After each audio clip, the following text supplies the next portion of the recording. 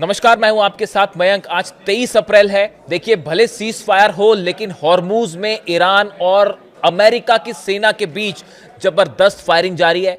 जहाजों पर कब्जा किया जा रहा है और हालात ऐसे हैं कि किसी भी पल एक फुल फ्लेजेड वॉर फिर से छिड़ सकता है। लेकिन मैं सीधा मुद्दे पे आना चाहूंगा और मैं कई ऐसी बड़ी खबरें आपके सामने लाना चाह रहा हूं जो पिछले 12 घंटों के अंदर ये डेवलपमेंट्स हुए हैं। देखिए, पहली बड़ी खबर, और ये जितनी खबरें हैं वो इस ओर इशारा कर रही हैं कि एक बड़ी जंग जल्द छिड़ने वाली है और इस बार बड़ा हमला ईरान करने को तैयार है, क्योंकि ईरान की जनता बेहद गुस्से में है। देखिए, पहली बड़ी खबर जो आ रही है, ईरान की तरफ से जो वार्ताकार रहे मरांदी साहब, जो कि पाकिस्तान में जो पहले दौर की बात हुई थी उसमें भी वो गए थे, उनकी तरफ से एक बड़ी वार्निंग जारी की गई है और ये कहा है कि Saudi, Bahrain, UAE, Qatar, Jordan जितने देश हैं, इन देशों में रहने वाले विदेशी नागरिक इन देशों को छोड़कर चले जाएं, इन्हें खाली कर दें। देखिए, ये बहुत बड़ी वार्निंग है। ये कहना कि जो विदेशी नागरिक सऊदी में रह रहे हैं, बहरीन में रह रहे हैं, यूएई में रह रहे हैं, वो इन देशों को छोड़ के चले जाएं और समय हाथ से निकल रहा है, ये कहना बड़ा इशारा करता है इस ओर कि ईरान एक बड़े हमले की तैयारी में है। देखिए, जिस तरह से ब्लॉकेड किया गया है हॉर्मुज को, उसके बाद भयंकर गुस्सा देखा जा रहा है ईरान की जनता में और यह कहा जा रहा है, ईरान की जनता यह कह रही है कि यह जीत हमारी हुई है और जीतने जो हार जाता है, अमेरिका की हार हुई है। अमेरिका को कोई अधिकार नहीं है किसी भी तरह की कोई शर्त लगाने का। और इस ब्लॉकेड को लेकर ईरान की सेना बेहद एग्रेसिव हो गई है। और देखिए, यह वार्निंग बता रही है कि सब अरब देश एक बार फिर ईरान के निशाने पे हैं और यह बता रहा है कि विदेशी नागरिकों को छोड़ने के लिए कहने का मतलब क्या है, इशारा क्या है। पहली खबर बताई आपको मैंने। दूसरी, जो कमांडर मुसावी हैं ईरान के, इनकी तरफ से एक और बयान आया है और यह बयान भी खाड़ी देशों के लिए है। कहा है कि खाड़ी देशों ने अमेरिका की कोई भी मदद करी, अपने एयर स्पेस का इस्तेमाल करने दिया, तो अरब देशों का एक एक तेल का कुआं, एक एक तेल का निशाना चुन चुन के आग के हवाले कर दिया जाएगा। देखिए, किसी भी तरह का अगर हमला होता है ईरान में तो वो इन देशों के एयर स्पेस के बिना नहीं हो सकता। वो हमने 40 दिन में देख लिया।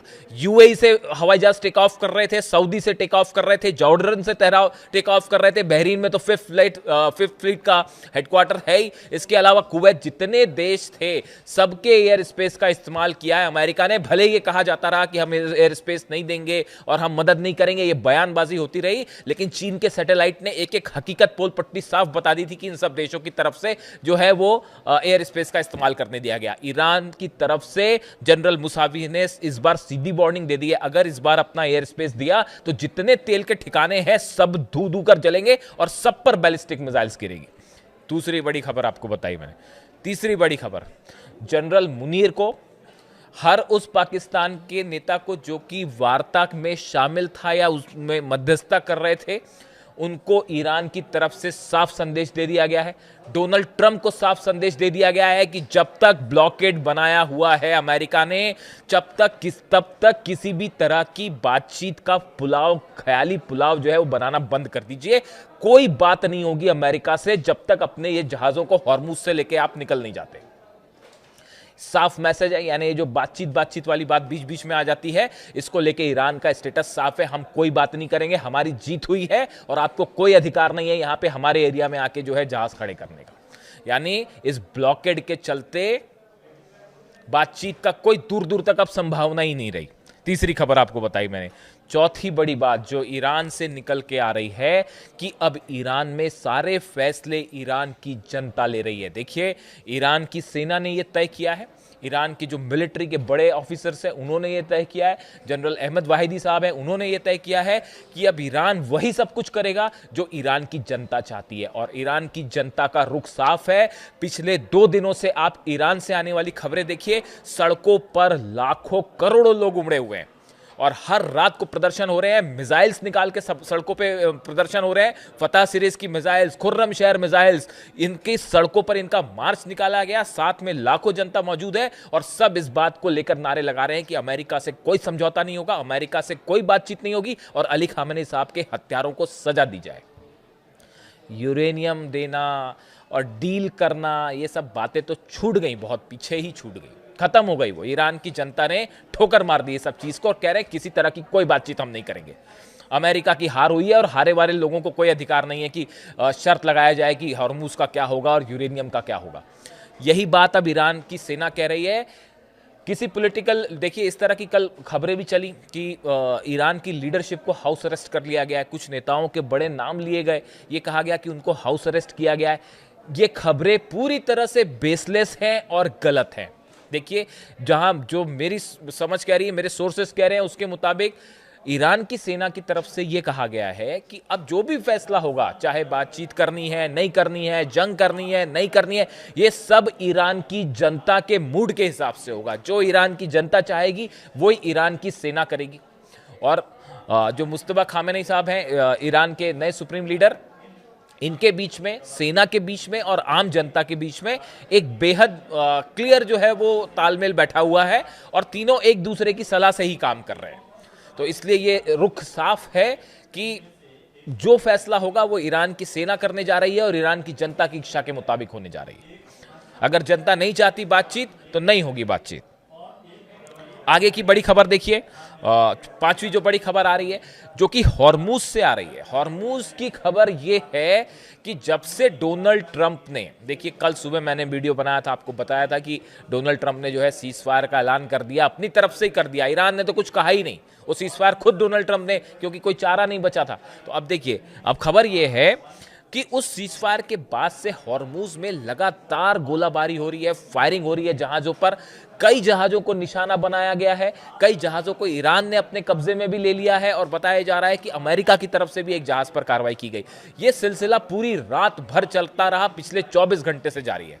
ईरान का कहना ऐसा है कि हॉर्मुज में हमारे इलाके से कौन सा जहाज निकलेगा नहीं निकलेगा ये ईरान तय करेगा, कोई दूसरा देश इसमें हस्तक्षेप नहीं कर सकता, ये हमारा अधिकार है, हम तय करेंगे। ईरान ने यह भी दावा किया है कि हमने कई जहाजों को निकाला है अमेरिका के ब्लॉकेड होने के बावजूद। यानी ईरान का यह दावा है कि हमारी परमिशन से जो जहाज निकले हैं उन्हें हमने बाहर निकाला है और अमेरिका के ब्लॉकेड को तोड़ दिया है। इस तरह के भी दावे ईरान की सेना की तरफ से, नौसेना की तरफ से हो रहे हैं। लेकिन कई जहाजों पर ईरान ने कब्जा भी किया है, जिसको लेकर तमाम खबरें आपने देखी होंगी।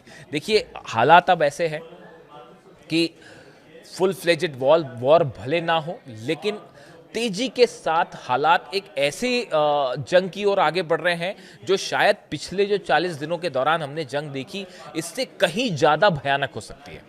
ईरान की तरफ से बार बार जो खबरें आ रही हैं वो इस तरह की खबरें आ रही हैं कि ईरान ने उन हथियारों को निकाल के डिप्लॉय करना शुरू कर दिया है जो अब तक इस्तेमाल नहीं हुए थे। अपनी सबसे घातक मिसाइलें, कई नई मिसाइल्स जो हैं वो सामने आ गई हैं। इसको लेकर मैं अगले वीडियो में आपके सामने कई खुलासे करूंगा। और इसी के जरिए जो है, इसी के साथ साथ रूस की तरफ से भी बड़ी वार्निंग आई है। पुतिन ने एक संदेश भिजवाया है ईरान को, तेहरान को, कि अगले चंद घंटों में कुछ बेहद बड़ा हो सकता है, हालात बेहद खराब हो सकते हैं, आउट ऑफ कंट्रोल हो सकते हैं। ऐसी बात पुतिन कह रहे हैं। अब देखिए पुतिन ऐसा क्यों कह रहे हैं, उनका इशारा किस तरफ है, इसको थोड़ा एनालिसिस करने की ज़रूरत है। अगले वीडियो में मैं इस पर भी बात करूंगा। लेकिन फिलहाल हालात जो है, जो खबरें हैं हॉर्मुज से, सिचुएशन बेहद तनावपूर्ण है और ईरान की सेना इस बार अड़ गई है इस बात को लेकर। ईरान का कहना ऐसा है कि जहाज जब तक अमेरिका के खड़े हैं ये हमारे पर हमले की तरह है, ये सीजफायर का उल्लंघन है, ये हमारा एरिया और यहाँ से इसे हम हटा के रहेंगे। यानी ईरान की सेना ने, जो सोर्सेज बता रहे हैं, जो सुरक्षा एक्सपर्ट बता रहे हैं कि अब अमेरिका से ज़्यादा एग्रेसिव ईरान हो गया है, किसी चीज़ से बातचीत करने को तैयार नहीं है और यहाँ तक कि एक बड़े हमले की प्लानिंग हो चुकी है हर चीज़ पर। अरब के कौन से ठिकानों पर हमला होना है, इजराइल में कहाँ कहाँ हमला होना है। देखिए, डिमोना सेंटर एक बार फिर खतरे में है। जो सोर्सेस से खबरें आ रही हैं, इजराइल का डिमोना न्यूक्लियर सेंटर फिर बड़े खतरे में है। और पिछली बार तो शायद उसके आसपास हमले हुए थे, इस बार डिमोना पर सीधा मिसाइल गिर सकती है। यानी ऐसी तमाम खबरें आ रही हैं जो ये बता रही हैं कि एक बहुत बड़ी जंग की ओर मिडिल ईस्ट आगे बढ़ रहा है। जो भी अपडेट होगा आप तक पहुंचाऊंगा। वीडियो कैसा लगा कमेंट करके ज़रूर बताइए। Thank you so much.